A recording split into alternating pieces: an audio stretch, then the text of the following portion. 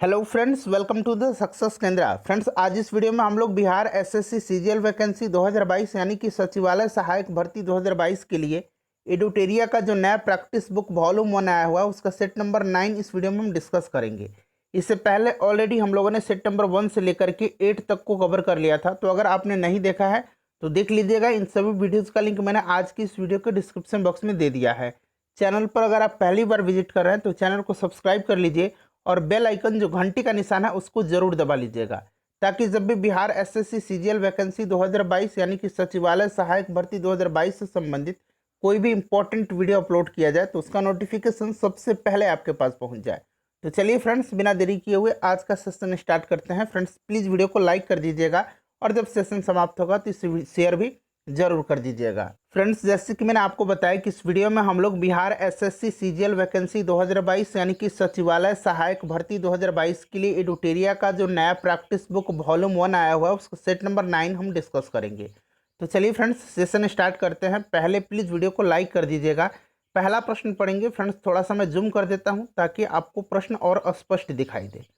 देखिए, पहला प्रश्न है कि ओलंपिक 2020 में महिला कलात्मक जिम्नास्टिक आयोजन में भारत की एकमात्र प्रतिनिधि कौन रही थी। देखिए फ्रेंड्स, अगर आपको आंसर पता है तो आप आंसर कमेंट बॉक्स में देते चलेंगे। देखिए, ओलंपिक 2020 का आयोजन कहाँ किया गया था, तो जापान की राजधानी टोक्यो में किया गया था। ठीक है, ध्यान रखेंगे। और इसमें महिला कलात्मक जिम्नास्टिक आयोजन में भारत की एकमात्र प्रतिनिधि जो रही थी वो प्रणति नायक रही थी। Option number B right answer इसका हो जाएगा, प्रणति नायक। प्रणति नायक जो है ये पश्चिम बंगाल की हैं, इसको भी आप निश्चित रूप से ध्यान रखेंगे। उसके बाद देखिए, कौन भारत का पहला इलेक्ट्रिक वाहन शहर बन गया है, तो यह जो शहर है यह गुजरात का केवड़िया है। गुजरात में केवड़िया को भारत के पहले इलेक्ट्रिक वाहन शहर के रूप में विकसित किया गया है और यहाँ केवल इलेक्ट्रिक वाहनों की अनुमति होगी, तो ये केवड़िया हो जाएगा। उसके बाद देखिए, ए टाइम फॉर मर्सी पुस्तक के लेखक कौन है। ए टाइम फॉर मर्सी जो पुस्तक है इसके लेखक जॉन ग्रिशम है। राइट आंसर इसका ऑप्शन नंबर सी हो जाएगा, जॉन ग्रिशम। ठीक है, आज़ादी, फ्रीडम, फैसिज्म और फिक्शन जो है यह अरुंधति रॉय की पुस्तक है। ठीक है, रियल लाइफ ब्रेंडन टेलर की है और think like a monk, think like a monk जो पुस्तक है यह जय सेठी की पुस्तक है। उसके बाद देखिए, किस देश ने नोरा अल मातरोशी को अपनी पहली महिला अंतरिक्ष यात्री के रूप में नामित किया है, तो देखिए यह देश जो है यह यूएई है। ठीक है, संयुक्त अरब अमीरात। राइट आंसर ऑप्शन नंबर इसका सी हो जाएगा। ठीक है, नोरा अल मातरोशी और मोहम्मद अल मुला इसमें शामिल हैं। ठीक है, और नोरा अल मातरोशी जो है ये संयुक्त अरब अमीरात की प्रथम महिला अंतरिक्ष यात्री बनी हैं। उसके बाद देखिए, किस देश ने भारत के प्रधानमंत्री नरेंद्र मोदी को लीजन ऑफ मेरिट पुरस्कार से सम्मानित करने की घोषणा की है, तो यह देश अमेरिका है। अमेरिका ने प्रधानमंत्री नरेंद्र मोदी को भारत और अमेरिका की रणनीतिक साझेदारी को बढ़ावा देने के उद्देश्य से उनके नेतृत्व के लिए अमेरिका की जो एक शीर्ष सम्मान है लीजन ऑफ मेरिट उससे सम्मानित करने की घोषणा की है, तो राइट आंसर अमेरिका हो जाएगा। उसके बाद देखिए, बिहार के किस राज्य के चकहाओ अर्थात काले चावल को भौगोलिक संकेतक यानी कि जीआई टैग दिया गया है, तो यह राज्य है मणिपुर। मणिपुर का जो चकहाओ है यानी कि जो काला चावल है उसको जीआई टैग प्रदान किया गया है, तो ये मणिपुर हो जाएगा। उसके बाद देखिएगा कि हाल ही में किस राज्य सरकार ने भूमिहीन किसानों को फसल ऋण देने हेतु बलराम योजना शुरू की है, तो बलराम योजना जो शुरू किया है यह किया है उड़ीसा सरकार ने। ठीक है, ओडिशा सरकार हो जाएगा। इस योजना के तहत सरकार द्वारा 7 लाख भूमिहीन किसानों को 7 लाख भूमिहीन किसानों को वित्तीय सहायता उपलब्ध कराने का लक्ष्य रखा गया है। उड़ीसा नवीन पटनायक जो हैं यहाँ के मुख्यमंत्री हैं। बिहार में बाल बजट की शुरुआत कब से की गई थी, तो बिहार में बाल बजट की शुरुआत जो है यह 2013-14 में की गई थी। ठीक है, और यह तीसरा राज्य बना है बिहार बाल बजट को शुरू करने वाला। उसके बाद देखिए, बिहार में भूमि सुधार से संबंधित सॉफ्टवेयर चक बिहार, ठीक है, चक बिहार का निर्माण किसके द्वारा किया गया है, तो चक बिहार का निर्माण जो है यह आईआईटी रुड़की के द्वारा किया गया है। ठीक है, बिहार में भूमि सुधार के अंतर्गत भूमि की चकबंदी करने के उद्देश्य से चक बिहार सॉफ्टवेयर आईआईटी रुड़की के द्वारा विकसित किया गया है। ठीक है, तो आईआईटी रुड़की इसका राइट आंसर हो जाएगा। चलिए उसके बाद आगे बढ़ेंगे, नेक्स्ट क्वेश्चन कर लेंगे। अगला क्वेश्चन है क्वेश्चन नंबर, हाँ, अब ये हम लोगों ने क्वेश्चन नंबर 9 कवर किया है, क्वेश्चन नंबर 10 करेंगे। देखिए क्वेश्चन नंबर 10 है कि कौन सा देश आईसीसी महिला T20 विश्व कप 2023 की मेजबानी करेगा। बताइए इसका राइट आंसर क्या हो जाएगा। तो यह देश जो है यह दक्षिण अफ्रीका है। ठीक है, राइट आंसर इसका दक्षिण अफ्रीका हो जाएगा। उसके बाद देखिए किस पंचवर्षीय योजना में मानव संसाधन के विकास को सर्वोच्च प्राथमिकता दी गई थी। तो यह कौन सी पंचवर्षीय योजना है, यह है 8वीं पंचवर्षीय योजना। Option number C right answer हो जाएगा।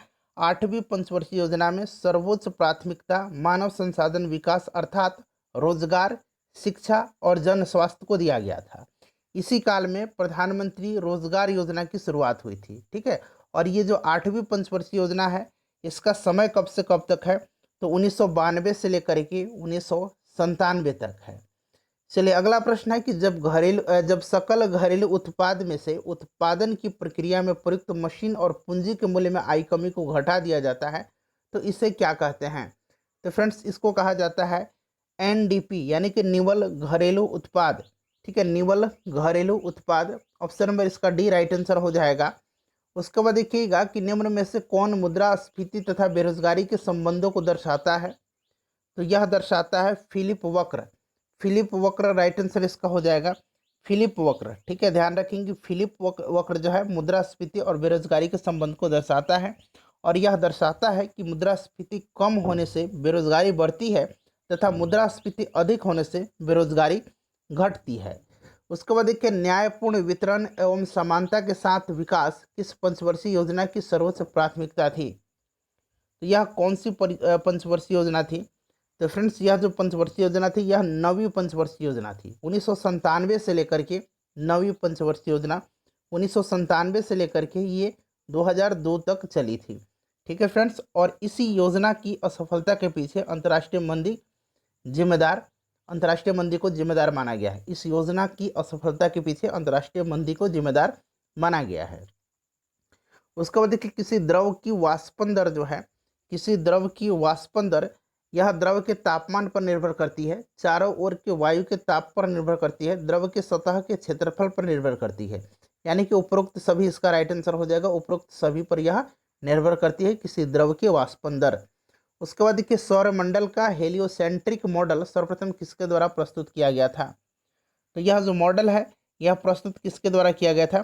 तो यह किया गया था निकोलस कोपरनिकस के द्वारा। Option number D right answer हो जाएगा। ठीक है, सौरमंडल का हेलियोसेंट्रिक मॉडल किसके द्वारा, तो निकोलस कोपरनिकस के द्वारा जो है सर्वप्रथम प्रस्तुत किया गया था। और इस सिद्धांत में कोपरनिकस ने बताया कि सूर्य जो है ब्रह्मांड के केंद्र पर है तथा ग्रह इसकी परिक्रमा करता है, अर्थात इन्होंने सूर्य को ब्रह्मांड का केंद्र माना।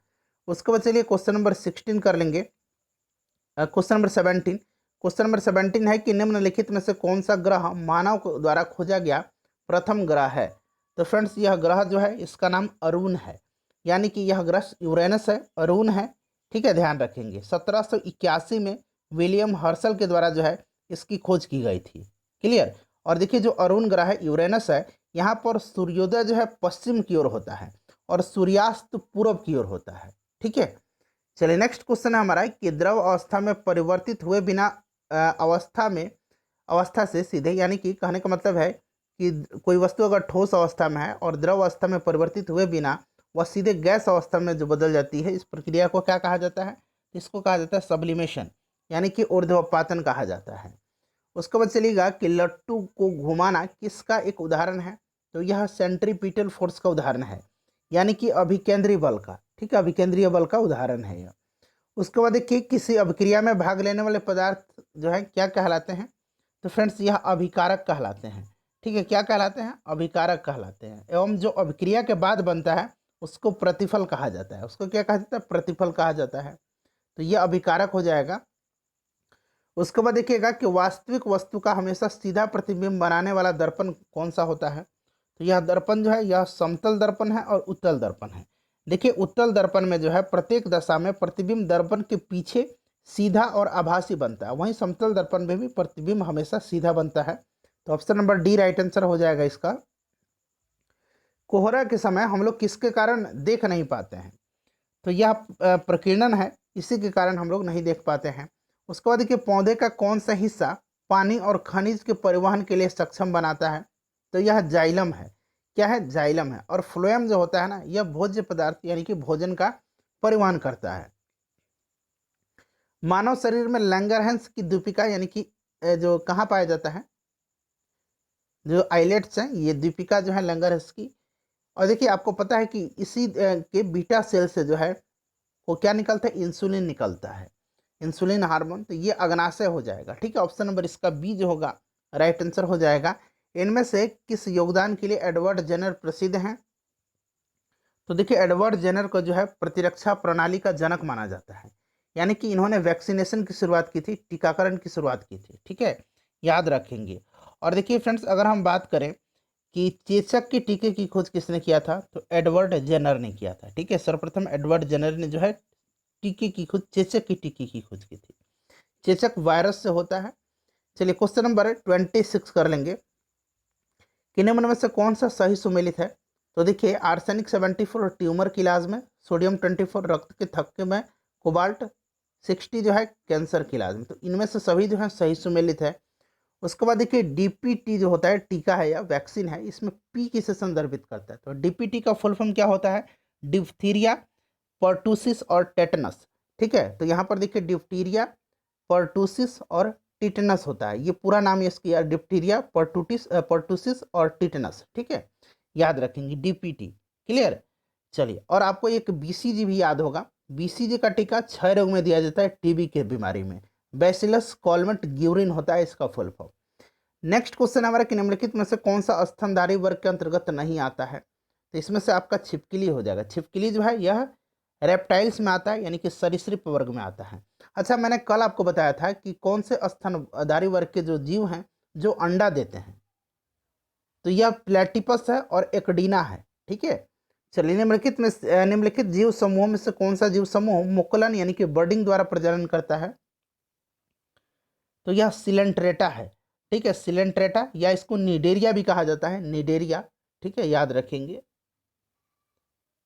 निडेरिया इस वर्ग के जो जीव हैं वो मुकुलन यानी कि बर्डिंग के द्वारा प्रजनन करते हैं, जैसे कि मूंगा, हाइड्रा, स्पंज, ये सभी जो आते हैं ये निडेरिया वर्ग में आते हैं, यानी कि सिलेंट्रेटा। उसके बाद देखिएगा कि मानव के कुल रक्त आयतन में प्लाज्मा का प्रतिशत लगभग कितना होता है? तो प्लाज्मा का प्रतिशत 55% होता है, और प्लाज्मा में 90% जो होता है जल पाया जाता है। तो ये भी ध्यान रखेंगे। ठीक है, उसके बाद देखिए इनमें से कौन सी एक ग्रंथि नहीं है? तो इसमें से देखिए पित्ताशय जो है एक ग्रंथि नहीं है। ठीक है, बाकी सभी ग्रंथि हैं। क्लियर। चलिए, यकृत जो होता है यह मानव शरीर की सबसे बड़ी ग्रंथि है। उसके बाद देखिए एनीमिया यानी कि रक्त क्षीणता की स्थिति किसकी वजह से उत्पन्न होती है? तो यह स्थिति जो उत्पन्न होती है यह आरबीसी की कमी के कारण होती है। ठीक है, आरबीसी का निर्माण अस्थि मज्जा, बोन मैरो में होता है। आरबीसी का जीवन काल 20 से लेकर के 120 दिन तक का होता है। ठीक है, ध्यान रखेंगे। तो ये आपका हो जाएगा आरबीसी की कमी से।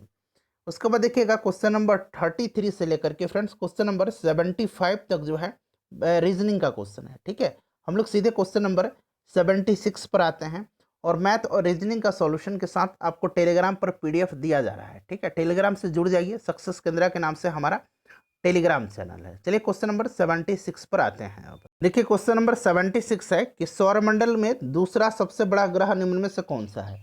दूसरा सबसे बड़ा ग्रह पूछा गया, तो सबसे बड़ा ग्रह जो है कौन सा है? बृहस्पति है। उसके बाद दूसरा सबसे बड़ा ग्रह पूछा गया है, तो दूसरा सबसे बड़ा ग्रह जो हो जाएगा वो आपका शनि हो जाएगा। तो राइट आंसर इसका ऑप्शन नंबर सी हो जाएगा। सबसे छोटा ग्रह अगर पूछा जाए तो बुध ग्रह है।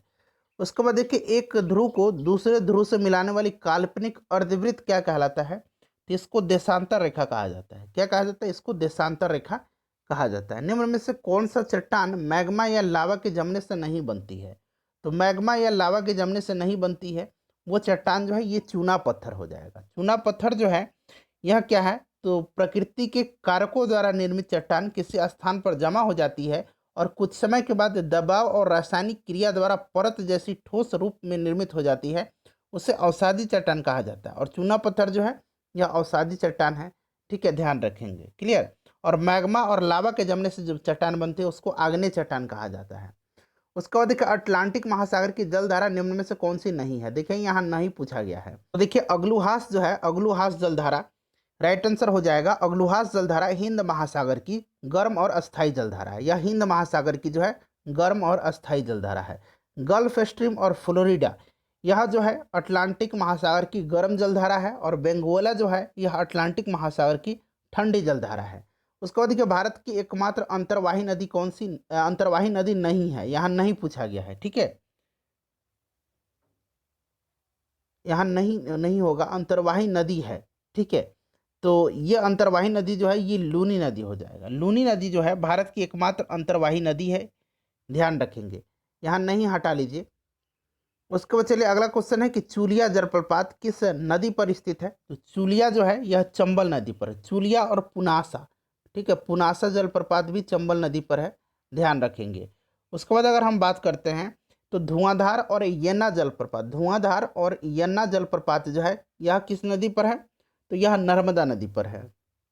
तो राइट आंसर इसका चंबल हो जाएगा, ऑप्शन नंबर ए हो जाएगा। उसके बाद देखिए अमृत क्रांति निम्न में से किससे संबंधित है। अमृत क्रांति जो है यह नदी जोड़ो परियोजना से संबंधित है, नदी जोड़ो परियोजना, ठीक है।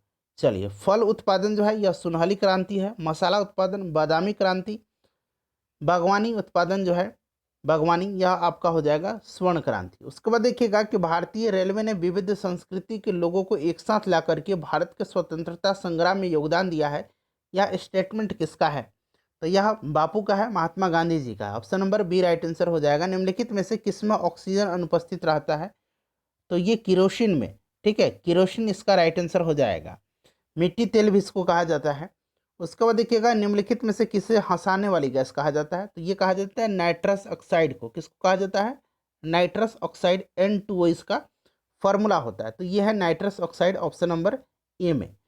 उसके बाद चलिए क्वेश्चन नंबर 86 देखेंगे कि आधुनिक रसायन शास्त्र का जनक किसे कहा जाता है, तो ये लेवेजियर को कहा जाता है, लेवोजियर राइट आंसर हो जाएगा। निम्नलिखित में से निम्नलिखित लिखा गया है कौन सी सबसे भारी धातु है, तो इसमें से प्लैटिनम हो जाएगा। वैसे सबसे भारी धातु ओस्मियम है, ठीक है। चलिए कार की बैटरी में प्रयोग होने वाला अम्ल जो है, एसिड जो है, उसका नाम क्या है, तो इसका नाम सल्फ्यूरिक एसिड है, H2SO4 इसका फॉर्मूला होता है, ध्यान रखेंगे, सल्फ्यूरिक एसिड।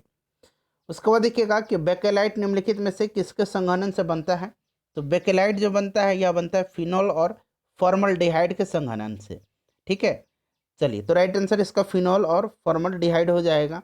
उसके बाद देखिएगा कि टेफ्लॉन निम्नलिखित में से किसका बहुलक है, तो टेफ्लॉन जो है यह टेट्राफ्लोरोएथिलीन का बहुलक है, ठीक है, टेट्राफ्लोरोएथिलीन, टेट्राफ्लोरोएथिलीन एकलक का यह बहुलक है। Option number A right answer हो जाएगा।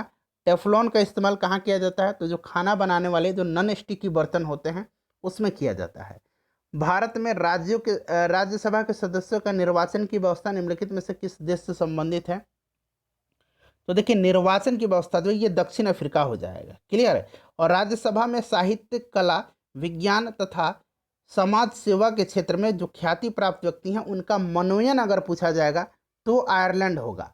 और यहाँ पर देखिए निर्वाचन की व्यवस्था पूछेगा तो दक्षिण अफ्रीका हो जाएगा, ठीक है। संविधान संशोधन की प्रक्रिया ये भी जो है दक्षिण अफ्रीका के संविधान से ली गई है। भारतीय संविधान के किस भाग में संविधान संशोधन का उल्लेख है, तो फ्रेंड्स यह भाग कौन सा है, ध्यान रखेंगे, यह भाग 20 है, भाग 20 के अनुच्छेद 368 में, ठीक है, दक्षिण अफ्रीका के संविधान से लिया गया है संविधान संशोधन।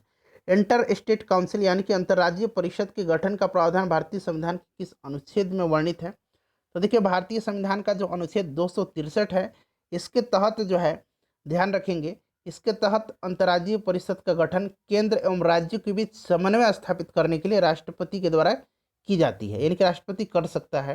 पहली बार इसका गठन 1990 में किया गया था। भारत के प्रधानमंत्री इसके अध्यक्ष होते हैं, ठीक है। तो अनुच्छेद 263 हो जाएगा।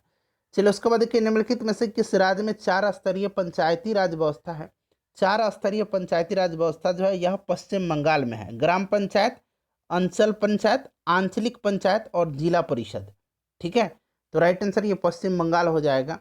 उसके बाद देखिएगा कि राष्ट्रपति उम्मीदवार के लिए क्या आवश्यक नहीं है, तो वह भारत का नागरिक हो, 35 वर्ष की आयु पूरा कर चुका हो, लोकसभा के सदस्य चुने जाने की योग्यता रखता हो, कोई लाभ का पद उसके पास न हो, पढ़ा लिखा नहीं होना चाहिए, ये कोई आवश्यक नहीं है, ठीक है। चलिए उसके बाद चलिए क्वेश्चन नंबर 96, क्वेश्चन नंबर 96 है कि भारत सरकार को कानूनी विषयों पर कौन परामर्श देता है, तो यह जो है अटॉर्नी जनरल है, यानी कि महान्यायवादी है। 76 जो अनुच्छेद है, आर्टिकल है, इसके तहत महान्यायवादी की नियुक्ति राष्ट्रपति के द्वारा की जाती है, ठीक है। तो राइट आंसर इसका अटॉर्नी जनरल हो जाएगा। के वेणुगोपाल जो हैं वर्तमान में अटॉर्नी जनरल हैं भारत के। उसके बाद देखिए किस संविधान संशोधन द्वारा लोकसभा के सदस्यों की संख्या 525 से बढ़ा करके 535 कर दी गई थी। 31वां संविधान संशोधन 1973 जो है इसके द्वारा किया गया था। Option number A right answer इसका हो जाएगा। राज्यसभा की विधानसभा के सत्रावसान का आदेश किसके द्वारा जो है दिया जाता है राज्य की विधानसभा में?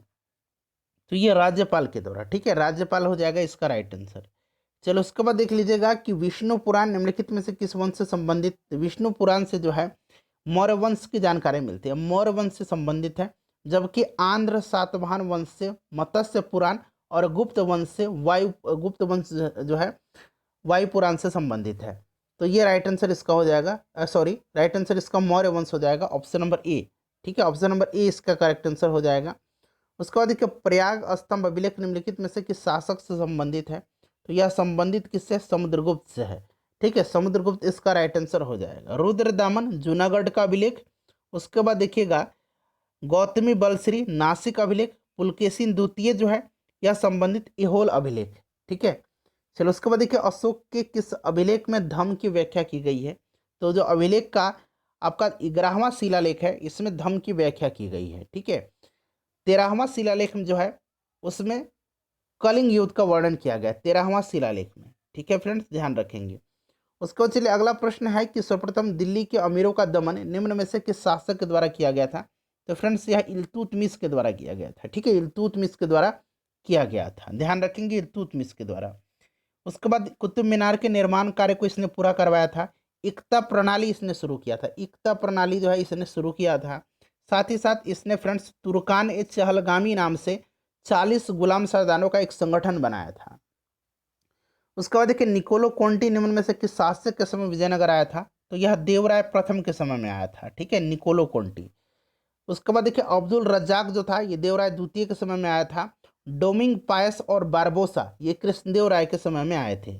ठीक है, नूनिज जो था नूनिज ये अच्युत राय जी के समय में आया था। उसके बाद चलिए अगला क्वेश्चन है, तो देवराय प्रथम हो जाएगा। उसके बाद देखिए अकबर के द्वारा इलाही संवत की शुरुआत कब की गई थी? एक है दीन इलाही, तो दीन इलाही की स्थापना 1582 में अकबर ने किया था। ठीक है, और इलाही संवत की शुरुआत 1583 में किया था। ठीक है, मजहर की घोषणा 1579 में किया था। उसके बाद देखिए इबादत खाना की स्थापना 1575 में किया था। साथ ही साथ दीन ए इलाही की स्थापना कब किया था? तो 1582 हो गया, मैंने बता दिया आपको। तीर्थ यात्रा कब समाप्त किया था? तो 1563 में किया था। और जजिया कर को समाप्त कब किया था? तीर्थ यात्रा कर 1563 और जजिया कर 1564 में समाप्त किया था। उसके बाद देखिएगा कि दूसरा आंग्ल मैसूर युद्ध के समय भारत का गवर्नर जनरल कौन था? तो दूसरा आंग्ल मैसूर युद्ध के समय कौन था? तो वारेन हेस्टिंग्स था। तीसरा के समय लॉर्ड कर्नवालिस था। और चौथे आंग्ल मैसूर युद्ध के समय लॉर्ड वेलेजली था। वारेन हेस्टिंग्स राइट आंसर इसका हो जाएगा। चलो उसके बाद नेक्स्ट क्वेश्चन कर लेंगे, क्वेश्चन नंबर 106 करे कि किसने कहा था कि कांग्रेस केवल सूक्ष्मदर्शी अल्पसंख्यक का प्रतिनिधित्व करती है? तो यह कहा था लॉर्ड डफरिन ने। लॉर्ड डफरिन के समय ही 1885 में भारतीय राष्ट्रीय कांग्रेस का जो है स्थापना एवं ह्यूम ने किया था। लॉर्ड डफरिन हो जाएगा इसका करेक्ट आंसर। उसके बाद देखिए पूना सार्वजनिक सभा की स्थापना जो है किसके द्वारा की गई थी? तो देखिए पूना सार्वजनिक सभा की स्थापना जो है यह किया गया था एमजी रेनाडे के द्वारा 1867 में, 1867 में एमजी रेनाडे। पहली बार वंदे मातरम कब गाया गया था? तो देखिए 1896 का जो कोलकाता अधिवेशन था जिसकी अध्यक्षता किसने किया था? रहीमतुल्ला सयानी ने किया था। इसी अधिवेशन में गया था जन गण मन कोलकाता 1911 अधिवेशन जिसकी अध्यक्षता पंडित विश्व नारायण धर ने किया था। चलो उसके बाद देख लीजिए 109 से लेकर के 133 तक 133 तक में मैथ के क्वेश्चन है। उसके बाद 134 से फिर से जीके जीएस क्वेश्चन स्टार्ट हो रहा है। चलिए फ्रेंड्स आते हैं क्वेश्चन नंबर 134 पर। अब हम लोग देखिए क्वेश्चन नंबर 134 है कि केवलादेव राष्ट्रीय उद्यान जो है यह किस राज्य में स्थित है? तो केवलादेव राष्ट्रीय उद्यान जो है ये राजस्थान में है। ठीक है, ध्यान रखेंगे। उसके बाद देखिए भारत के चावल के कटोरा क्षेत्र के नाम से जाना जाता है। तो यह किसको जाना जाता है? तो फ्रेंड्स यह जो कृष्णा गोदावरी नदी का डेल्टा है इसको जाना जाता है। Option number B right answer हो जाएगा। रेडियो कार्बन डेटिंग यानी कि रेडियो कार्बन तिथि निर्धारण विधि से किसकी आयु जो है पता चलता है? तो यह जीवाश्म हो जाएगा। ठीक है, उसके बाद देखिए विश्व जल संरक्षण दिवस कब मनाया जाता है? तो 22 मार्च के दिन मनाया जाता है, प्रत्येक वर्ष 22 मार्च के दिन। ठीक है, बिहार दिवस भी इसी दिन मनाया जाता है। और देखिए इस वर्ष 2022 में इसका थीम क्या था, तो ground water making the invisible visible. ठीक है, ground water making the invisible visible. उसके बाद चलिए अगला क्वेश्चन है, नेक्स्ट क्वेश्चन है हमारा। हाँ, उसके बाद देखिएगा कि पीने के पानी को शुद्ध करने के लिए निम्नलिखित गैसों में से किसको जो है प्रयोग में लाया जाता है, तो ये क्लोरीन गैस है। क्लोरीन हो जाएगा राइट आंसर इसका। विश्व व्यापार संगठन का मुख्यालय, तो फ्रेंड्स यह जेनेवा में है, WTO का, और इसकी स्थापना 1995 में हुई थी, तो ये जेनेवा हो जाएगा। उसके बाद देखिएगा विश्व विरासत दिवस यानी कि international day for monuments and sites. ठीक है, ये मनाया जाता है 18 अप्रैल के दिन। ऑप्शन नंबर इसका सी राइट आंसर हो जाएगा। 7 अप्रैल को विश्व स्वास्थ्य दिवस मनाया जाता है, ध्यान रखेंगे। ठीक है, चलो उसके बाद देखिए एयरफोर्स एकेडमी भारत में कहाँ स्थित है। एयरफोर्स एकेडमी जो है ये हैदराबाद में है, जबकि एयरफोर्स टेक्निकल कॉलेज बेंगलुरु तथा एयरफोर्स एडमिनिस्ट्रेटिव कॉलेज कोयम्बटूर में है, तो ये आपका हैदराबाद हो जाएगा। राष्ट्रीय सुरक्षा गार्ड NSG की स्थापना कब हुई थी, तो 1984 में हुई थी, 1984 हो जाएगा। उसके बाद देखिए NCC यानी कि नेशनल कैडेट कोर, इसकी स्थापना 1948 में हुई थी। BSF 1965 में, और NGT जो हरित प्राधिकरण है, राष्ट्रीय हरित प्राधिकरण, 2010 में हुई थी। उसके बाद देखिएगा विजय घाट, मिलान करना है यहाँ पर। देखिए विजय घाट जो है यह आपका हो जाएगा किससे, बताइए। तो देखिए विजय घाट जो है यह आपका समाधि स्थल जो है यह लाल बहादुर शास्त्री जी का है। ठीक है, अभय घाट जो है यह मोरारजी देसाई जी का है।